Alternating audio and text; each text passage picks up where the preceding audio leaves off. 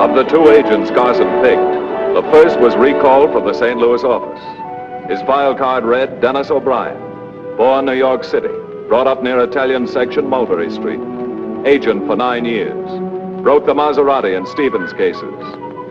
Undercover once for 8 months, again for 3, unmarried. Parents now living in Boston.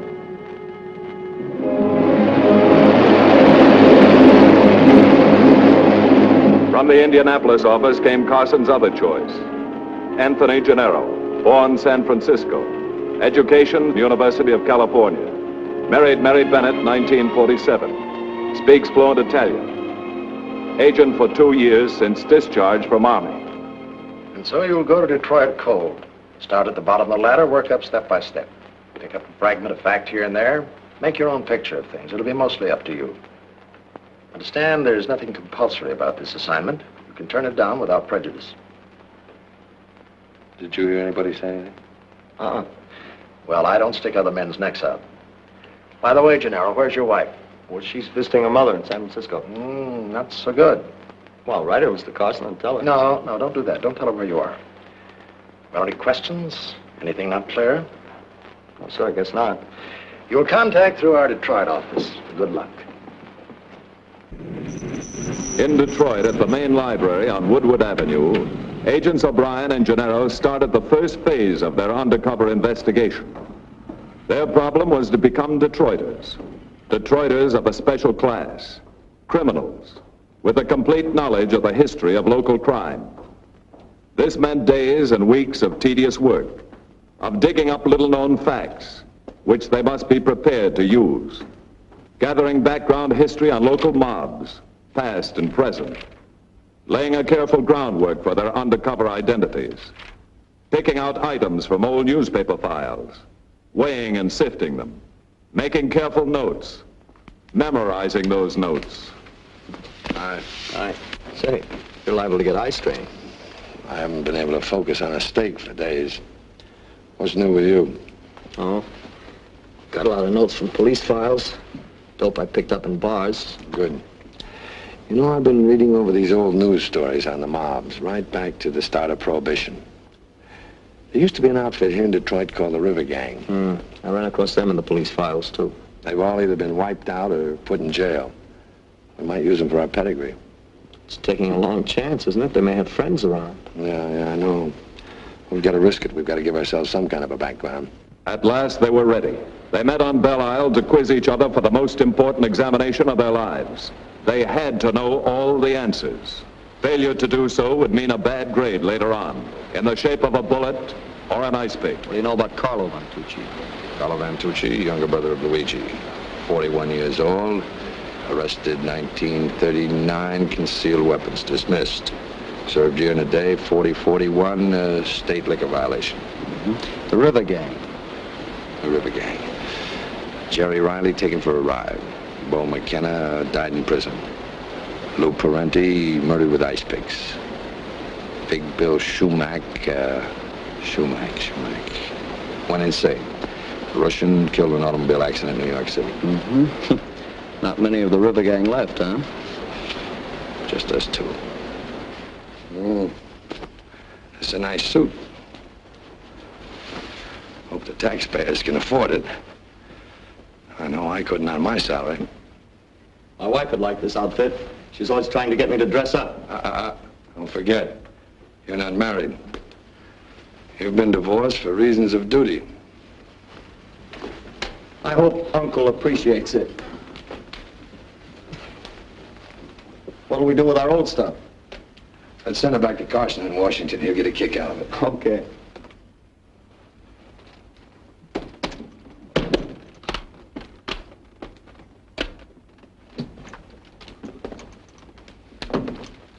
By the way, I don't believe I've met you. My name's Galvani. Tony Galvani. Oh, it's nice to know you, Galvani. My name's Harrigan. Vanny, the boys in my cell block used to call me. Mr. Galvani. Mr. Harrigan.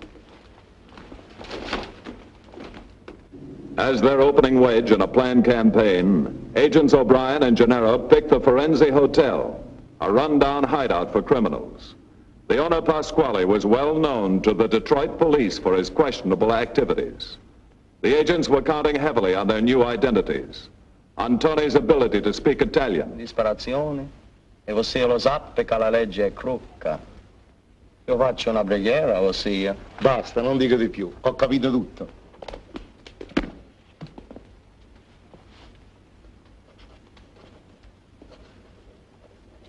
Jones.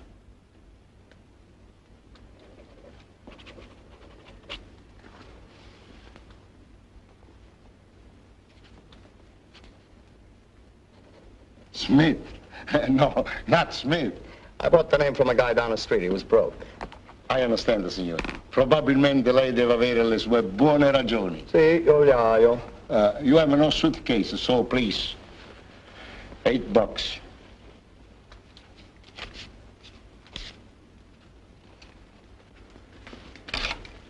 Room 201. Upstairs. Facciamo le mani, ossia. Prego, niente. Give me the $2. Oh, yeah. As Pasquale was closing for the night, a detective of the Detroit robbery squad paid him a visit.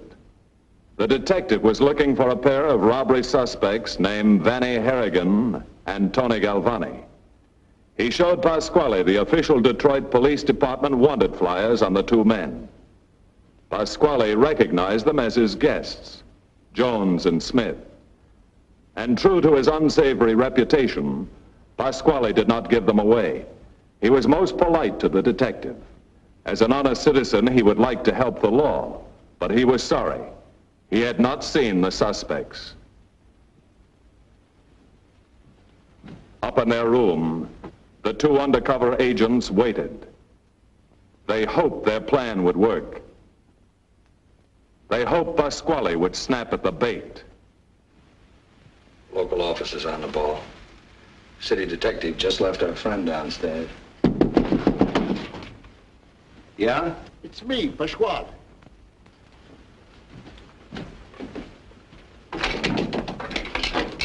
Come in. Signor Galvani. What is this?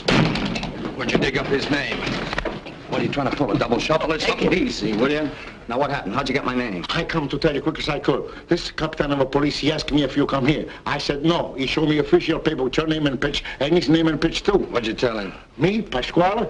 I tell him nothing at all. The police I don't like. Sometimes Pasquale is in trouble for selling wine. The police, he don't forget. So, Pasquale don't forget either. Grazie, ossia, amico. Oh, prego, ho fatto il mio dovere. You owe our good friend here an apology. Well, the guy's on the lam. He can't be too careful. Thanks for what you did. Sorry I roughed you up. Oh, that's all right. These things I understand.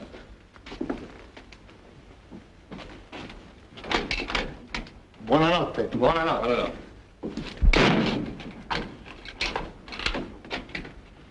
Looks like we're on first base. Pasquale was sold on them. The wanted notices, the natural criminal manner of the two. Their new identities had been tested and accepted. Pasquale sent them to see his friend, Vantucci, who ran a produce warehouse as a blind for his dealings in hijacked liquor and counterfeit internal revenue stamps. The underworld can always use good men with the proper recommendations. As Tony would have said, they were trying to steal second base. Now it was go through with it or go under. Now there could be no turning back.